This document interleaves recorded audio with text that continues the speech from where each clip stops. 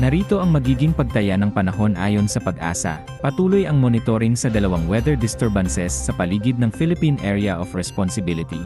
Ang Typhoon Saudel, na huling namataan sa hilagang silangan ng extreme northern Luzon, ay inaasahang hindi na papasok sa PAR at magpapatuloy sa hilagang bahagi patungong Eastern China.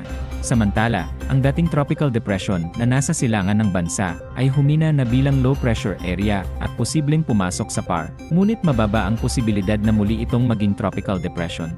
Patuloy namang umiiral ang southwest monsoon o habagat na magdadala ng maulap na kalangitan at mga pag-ulan sa malaking bahagi ng Luzon at Western Visayas. Pinakaapektado ang Ilocos Region, Cordillera, La Union, Pangasinan, Benguet, Zambales, Bataan, Tarlac, Pampanga, Metro Manila, Cavite, Batangas, Occidental Mindoro at Antique.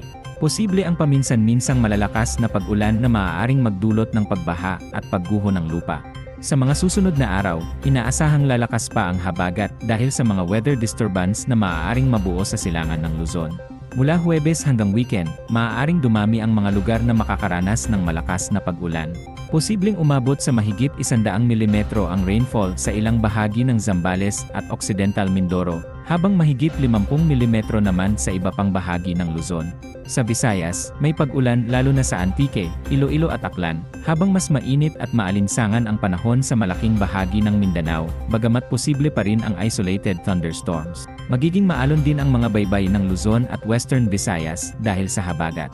Pinapayuhan ang publiko na magdala ng payong o kapote, at manatiling nakatutok sa rainfall advisories, heavy rainfall warnings at mga susunod na weather updates.